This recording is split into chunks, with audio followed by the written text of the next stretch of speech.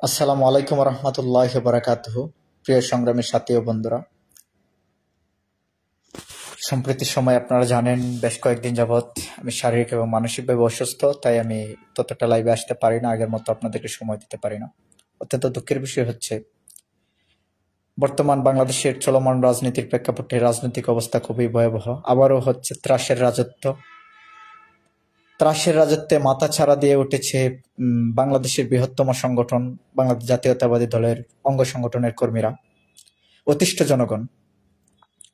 আমি অবাক হই মাঝে মাঝে যে কিসের জন্য 24-এর লড়াই করেছিলাম। আর আমি একজন প্রতিবাদী লেখক হিসেবে, একজন সাংবাদিক হিসেবে, একজন নিরপেক্ষ লেখক হিসেবে, একজন দেশপ্রেমিক হিসেবে আমার চলাটাও বর্তমান খুব কষ্টকর হয়ে পড়েছে। অনেক রিস্ক নিয়ে চলাফেরা করতে হয়।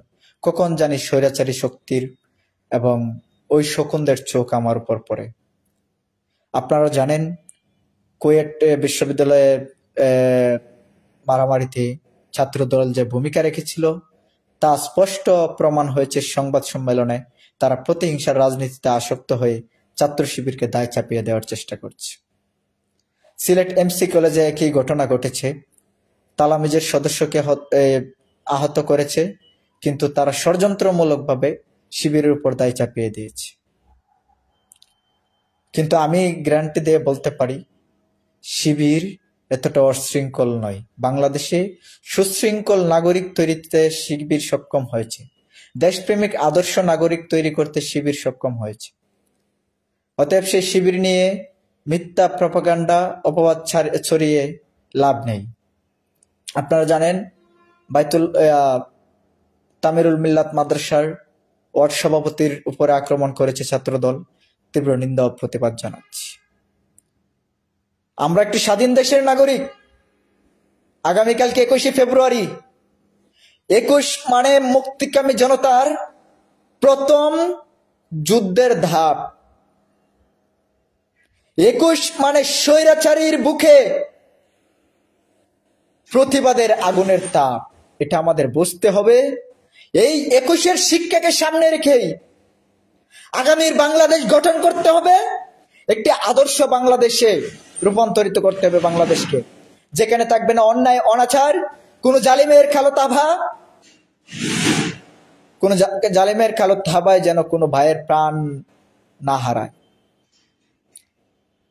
ব্রিটিশ থেকে 24 পর্যন্ত লড়াই করেছি একটি আশায়, শান্তিতে বাঁচবো, শান্তিতে নিঃশ্বাস নেব। কিন্তু এখনো যদি এই রকম এদেশের মানুষের উপর আক্রমণ করা হয়, ত্রাসের রাজত্ব কায়েম করা হয়, তাহলে এদেশের ভবিষ্যৎ, এ জাতি, এই প্রজন্মের জন্য অত্যন্ত দুঃখজনক। অতএব প্রিয় দেশবাসী, আমাদের সবাইকে সচেতন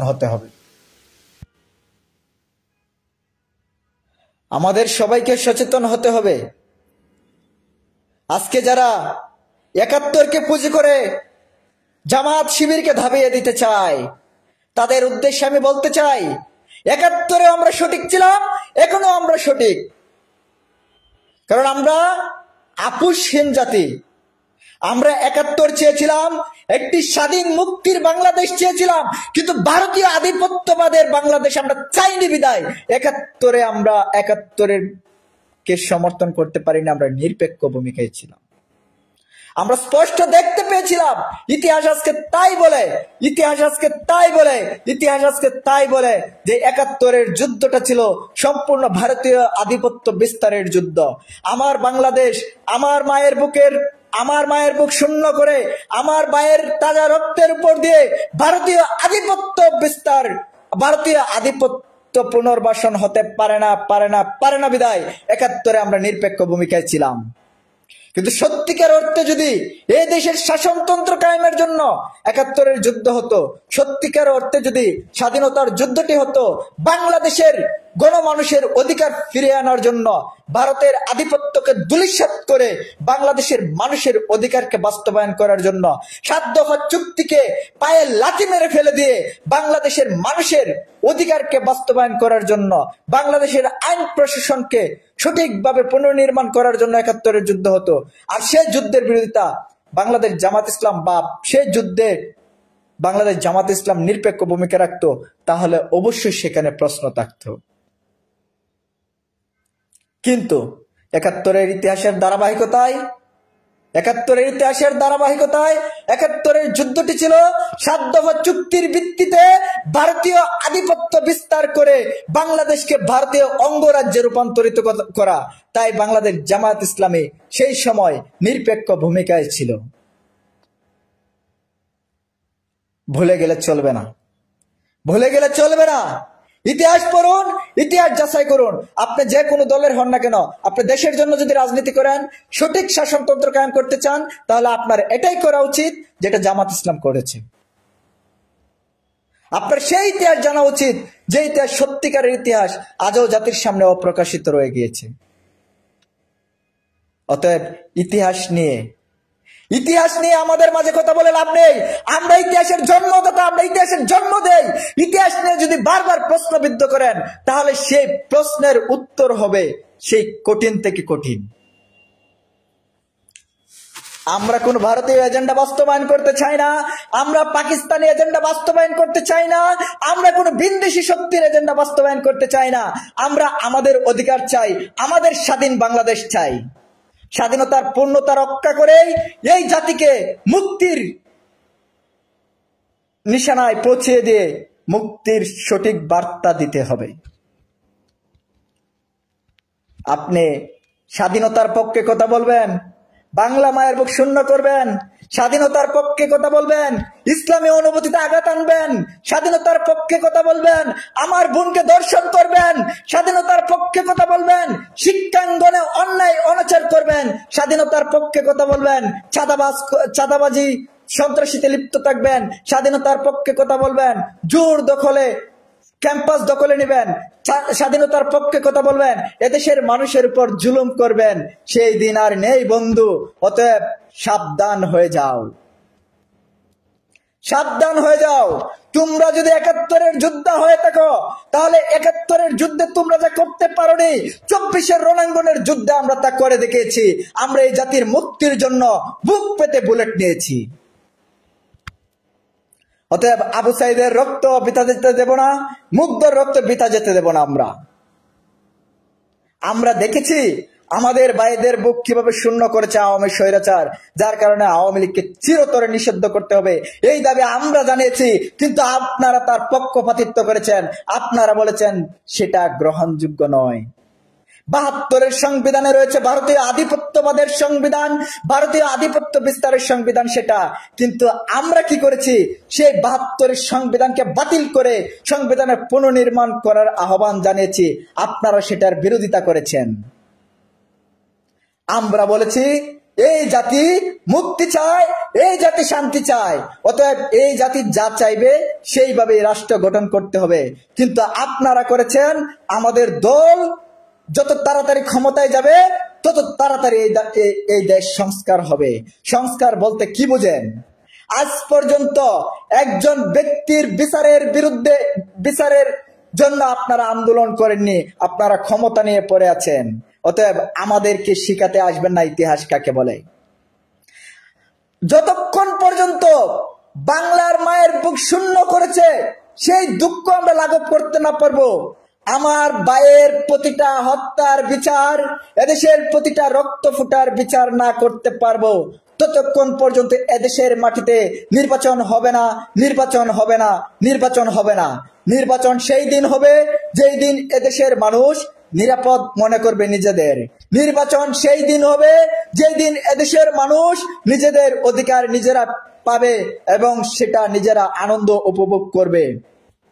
আমি বলতে চাই, হোক জামায়াত ইসলাম, হোক বিএনপি বা অন্যান্য যে কোনো সংগঠন, যদি আমার ভাইদের বিচারের আগে, এদেশের গণমানুষের শিশু হত্যার বিচারের আগে, গণহত্যার বিচারের আগে নির্বাচন দেওয়া হয়, তাহলে এই নির্বাচনের পরে আরেকটি বিপ্লব হবে। সেই বিপ্লব হবে মহাবিপ্লব। রক্তের প্লাবনে, রক্তে রঞ্জিত হবে বাংলার মাটি, রক্তের বন্যায় ভেসে যাবে সকল অত্যাচারী। অতএব প্রিয় বন্ধুরা, বন্ধুসুলভ আচরণ করুন, নিজেদের মস্তিষ্ক বিকৃত মস্তিষ্ককে সঠিক করুন। ভালো চিকিৎসা নেই, ক্ষমতার মোহে অন্ধ নয়, দেশের স্বার্থে জীবন দিতে শিখুন। দেশ এবং জাতির স্বার্থে নিজেকে তৈরি করুন। প্রতিহিংসার রাজনীতি নয়, আদর্শের রাজনীতি, সম্প্রীতির রাজনীতি তৈরি করার, সম্প্রীতির রাজনীতির বন্ধন সৃষ্টি করার চেষ্টা করুন। দলীয় বিরোধী দল সবাইকে নিয়ে কাঁধে কাঁধ মিলিয়ে চলতে শিখুন। তবেই একটি সোনার বাংলাদেশ হবে। যেই সোনার বাংলাদেশের স্বপ্ন দেখেছিল শেরে বাংলা একে ফজলুল হক, যেই সোনার বাংলাদেশের স্বপ্ন দেখেছিল মাওলানা আব্দুল হামিদ খান বাসানী, যেই সোনার বাংলার স্বপ্ন দেখেছিল প্রেসিডেন্ট জিয়া, যেই সোনার বাংলার স্বপ্ন দেখেছিল এদেশের লক্ষ লক্ষ মুক্তি সেনার দল, দর্শিত মা বোনেরা, সেই সোনার বাংলা গঠন করতে হলে ঐক্যবদ্ধ জাতি গঠন করতে হবে, নিরপেক্ষ নির্বাচন দিতে হবে এবং এদেশের মানুষকে সম্প্রীতির বন্ধনে আবদ্ধ করতে হবে। আমি একটি কথা আপনাদেরকে স্পষ্ট বলে দিচ্ছি, এখনো বাংলাদেশে আওয়ামী পুনর্বাসন করার চেষ্টা করা হচ্ছে। সেই আওয়ামী পুনর্বাসনে যে বা যারাই জড়িত থাকুক না কেন, তাদের বিরুদ্ধে বিপ্লব বিপ্লব বিপ্লব চাই, বিপ্লব মহাবিপ্লব। তাদেরকে ছাড় দেওয়া হবে না। তাদেরকে স্বৈরাচারের দূষর হিসেবে চিহ্নিত করুন, আইনের হাতে সুরপাত করুন। অপরাধ যে করে, অপরাধ যে সমর্থন করে, সে উভয় সমান অপরাধী। ভুলে যাবেন না, সুদদাতা, সুদ গ্রহীতা এবং সুদের সাক্ষী সমান অপরাধী। অপরাধ যারা করবে, অপরাধীদেরকে যারা সমর্থন করবে, তারাও সমান অপরাধী। অতএব এখন দেশ গড়ার সময়, একটি সোনার বাংলাদেশ স্বপ্ন দেখার সময়, সোনার বাংলাদেশ গড়ার স্বপ্ন দেখার সময়, জাতিকে নিরাপদে রাখার স্বপ্ন দেখার সময়, এদেশের মুক্তিকামী জনতার অধিকার ফিরিয়ে দেওয়ার স্বপ্ন। সেই স্বপ্নকে ভঙ্গ করে যদি কেউ ত্রাসের রাজত্ব কায়েম করে, তাহলে তার অবস্থা হবে কঠিন থেকেও কঠিনতম। তাদের বিরুদ্ধে দেশের জনগণ নামতে বেশি সময় লাগবে না। ভুলে যাবেন না, 16 বছরের শক্তিশালী খুঁটিকে ভাঙতে এদেশের জনগণের 36 দিন সময় লেগেছিল, আর আপনাদেরকে ধ্বংস করার জন্য 36 ঘন্টা সময় যথেষ্ট। এখনো সময় আছে, প্রতিহিংসার রাজনীতি বন্ধ করুন।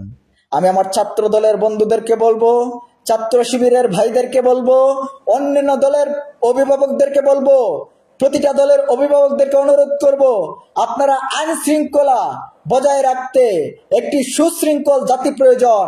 আর আইন শৃঙ্খলা বজায় রাখতে একটি সুশৃঙ্খল জাতি যেমন প্রয়োজন, সেইভাবে সুশৃঙ্খল হতে হবে, নিজেকে সংশোধন করতে হবে নিজেকে।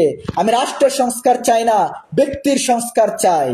আর ব্যক্তি যখন সংস্কার হবে, ব্যক্তি যখন নিজের জায়গা থেকে সচেতন হবে, তখন রাষ্ট্র এমনিতেই সংস্কার হয়ে যাবে। অতএব আমরা নিজেদেরকে পরিবর্তন করতে হবে, নিজেদেরকে সংস্কার করতে হবে। আমরা সবাই নিজেরা সংস্কার হয়ে যাব, এই আশা ব্যক্ত রেখেই আমি আমার বক্তব্য শেষ করছি। আসসালামু আলাইকুম ওয়া রাহমাতুল্লাহি ওয়া বারাকাতুহু।